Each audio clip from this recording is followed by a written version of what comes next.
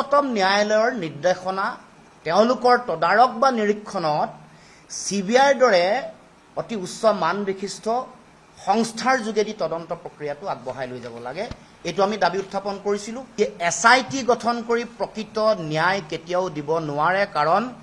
Place of অকাৰেন্স সিংগাপুৰ মুকলি আকাশত অসমত 4 গৰাকী মানুহ আছে যাৰ বিৰুদ্ধে অভিযোগৰ আঙুলি উঠিছে দুগৰাকী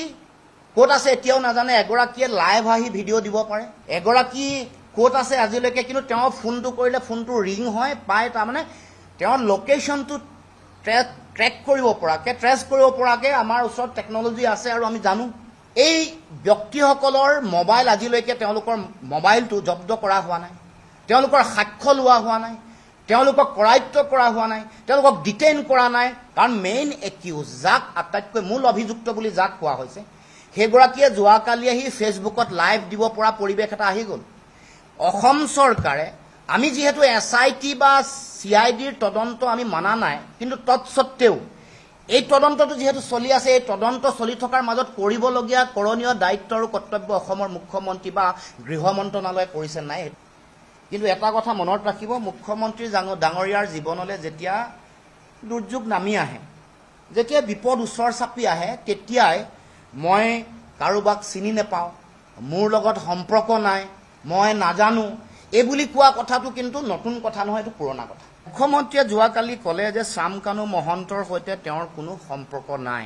আমি আটাইতকৈ গুৰুত্ব দিয়া কথাটো এটোৱে যে অসমৰ মুখ্যমন্ত্ৰীৰ লগত আসলতে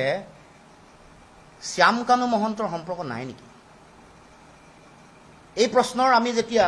ভিতৰলৈ গভীৰতালৈ যাওঁ তেতিয়া আপোনালোকৰ আগত কিছুমান প্ৰমাণ দিব কৈছো ফটোৱে বহু কথা কয় বহুতে এখন ফটো চাওকচোন আপোনালোকে এখন ফটো চাওক মই কেবাখনো ফটো দেখুৱাম আপোনালোকেও দেখিছে সোশ্যাল মিডিয়াত এবোৰ ইতিমধ্যে চলিছে এখন ফটো এখন চাৰ্টাৰ্ড ফ্লাইটত মুখ্যমন্ত্ৰীৰ লগত শ্যামকানু মহন্ত গৈছে চাৰ্টাৰ্ড ফ্লাইটত গৈছে আৰু এখন ফটো তেওঁৰ হাতত ধৰিছে অকমান হাতখন কটা গৈছে কিন্তু এখন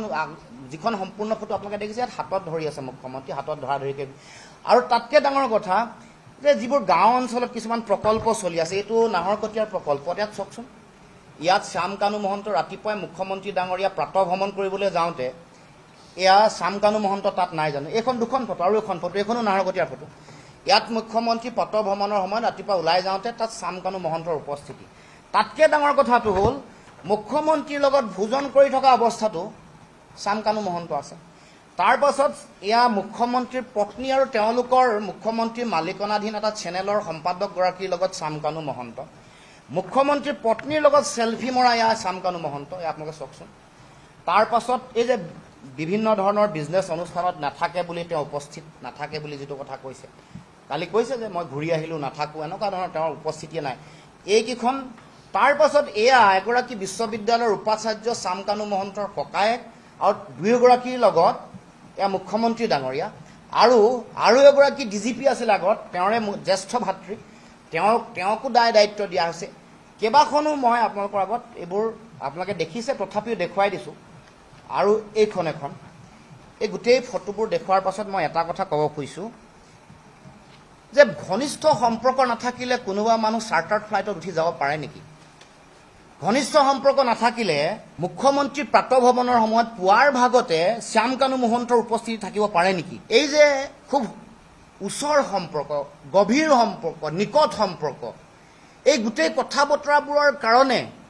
তদন্ত প্ৰক্ৰিয়াটো প্ৰভাৱিত হৈছে নেকি জুবিন গাৰ্গৰ মৃত্যুৰ ন্যায় বিচাৰিলে জনগণক বাধা দিব ভয় ভাবুকি খুৱাব ঘৰত সোমাই মাৰপিট কৰিব ভয় খুৱাব ৰঙা চকু দেখুৱাব এটো সহ্য কৰা নহয় আৰু কোনোবাই যদি এই কথাত কিবা কাৰণত গণ্ডগোল কৰে দুতলীয়া চৰিত্ৰ যদি লয় নিশ্চিতভাৱে ইয়াৰ প্ৰতিফল পদে পদে পাব কোনেও ক্ষমা নকৰিব পুণ্যাত্মায়ো জুবিনদাৰ পুণ্যাত্মায়ো ক্ষমা নকৰিব আৰু জনগণেও ক্ষমা নকৰিব এই কথা নিশ্চিত আমাৰ অসমৰে এগৰাকী এক্সটাৰ্নেল এফেয়াৰ্স মিনিষ্ট্ৰী থাকাৰ পাছতো সিংগাপুৰ চৰকাৰৰ লগত সেই সম্পৰ্ক কোনো ধৰণৰ ব্যৱস্থা গ্ৰহণ কৰা নাই ন্যায় সংহিতাই কিছুমান সুবিধা হৈছে বিদেশৰ মাটিত যেতিয়া কোনোবা এটা ঘটনা সংঘটিত হয় অপৰাধ যেতিয়া সংঘটিত হয় তাক সেই তদন্ত প্ৰক্ৰিয়া কেনেকৈ আগবাঢ়িব সেই সম্পৰ্কে ভাৰতবৰ্ষৰ নাগৰিক সুৰক্ষা সংহিতা ন্যায় সংহিতাই তাক অতি স্পষ্টভাৱে নিৰ্দেশনা দিছে তাৰমানে তদন্ত আৰম্ভ কৰাৰ লগে লগে আৰক্ষীয়ে স্থানীয় আদালতৰ জৰিয়তে সেই দেশৰ আদালত তাৰমানে ছিংগাপুৰৰ দেশৰ আদালতলৈ এখন আনুষ্ঠানিক পত্ৰ লিখিব লাগে। সেই পত্ৰখনক আইনৰ ভাষাত লেটাৰ ৰেগাটৰী বুলি কয়। গতিকে সেই পত্ৰখনৰ জৰিয়তে আমাৰ দেশৰ আদালতে সেই দেশৰ আদালতক এই বুলি অনুৰোধ জনাব লাগে যে আপোনালোকৰ দেশৰ উক্ত অপৰাধৰ লগত জড়িত অমুক অমুক ব্যক্তি, কোনোবা অভিযুক্ত হ'ব পাৰে, কোনোবা সাক্ষী হ'ব পাৰে, তেওঁলোকৰ বক্তব্য গ্ৰহণ কৰক, তেওঁলোকৰ ষ্টেটমেণ্ট গ্ৰহণ কৰক। আৰু সেই দেশৰ আদালতে উক্ত বক্তব্য ন্যায়াধীশৰ সন্মুখত যেতিয়াই গ্ৰহণ কৰিলে আমাৰ দেশৰ সংশ্লিষ্ট আদালতলৈ প্ৰেৰণ কৰিব। প্ৰেৰণ কৰাৰ পাছত সেই ষ্টেটমেণ্ট যিটো হ'ব, সেইটো আদালতৰ বিচাৰ প্ৰক্ৰিয়া যেতিয়া চলিব, এইটো ন্যায়িকভাৱে গ্ৰহণযোগ্য হ'ব।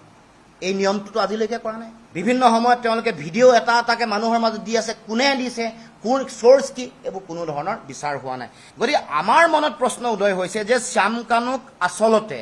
যিহেতু তেওঁলোকৰ পৰিয়ালৰ লগত অতি নিবিড় সম্পৰ্ক, তেওঁৰ দুগৰাকী জ্যেষ্ঠ ভাতৃ বা আন ভাতৃসকলৰ লগত চৰকাৰ বা মুখ্যমন্ত্ৰীৰ অতি নিকট সম্পৰ্ক আছে, সেইকাৰণে তেওঁক সুযোগ দিয়া হৈছে নেকি? এই গোটেই ভিডিঅ'বোৰ কৰা মহিলাগৰাকী অমৃতপ্ৰভা মহন্ত যে হয়, এই কথাটো আমাৰ মনলৈ আহিছে। তদন্ত কৰাৰ দায়িত্ব চৰকাৰৰ। আৰু এটা কথা, শ্যাম কানুৰ পাছপৰ্ট কিয় বাতিল কৰা নাই, ভিজা কিয় বাতিল কৰা নাই আজিলৈকে? ভিজা কেঞ্চেল কৰি কিয়? ফৰেইন মিনিষ্টাৰ আমাৰ অসমৰ, state foreign external affairs minister, ছিংগাপুৰৰ প্ৰবাসী যিসকল অসমীয়া আছে তেওঁলোকে একো মাত মতা নাই, তেওঁলোকে আজিলৈকে গোচৰো দিয়া নাই। মুখ্যমন্ত্ৰীৰ পত্নীয়ে এইটো মানুহক স্পষ্ট কৰিব লাগে যে গল্ডেন থ্ৰেডৰ তেওঁলোকৰ তত্বাৱধানত, তেওঁলোকৰ উদ্যোগত এই ফেশ্বন শ্ব' ছিংগাপুৰত হৈ থাকিলে নেকি জুবিনদাৰ মৃত্যুৰ পিছত। এই গোটেই ঘটনাটোৰ লগত জড়িত মানুহে ক্ষমতা প্ৰয়োগ কৰি, ক্ষমতাৰ অপব্যৱহাৰ কৰি হয়তো তেওঁলোক হাৰি যাব পাৰে, কিন্তু অসমৰ জনগণৰ সন্মুখত, অসমৰ জনগণৰ হৃদয়ত তেওঁলোক জাতীয় জীৱনৰ একোগৰাকী ঘৃণনীয় মানুহ হিচাপে অসমৰ মাটিত জীয়াই থাকিব। এইটো কথা মনত ৰাখি শ্যাম কানু মহন্তই কৈছে যে জুবিন গাৰ্গ ডাঙৰীয়াক তেওঁ নিমন্ত্ৰণ কৰাটো হেনো পাপ নহয়। আমিও কৈছো পাপ নহয়, কিন্তু আপুনি যে পণ্যৰ দৰে জুবিন গাৰ্গক ব্যৱহাৰ কৰিছে, এইটো মহাপাপ।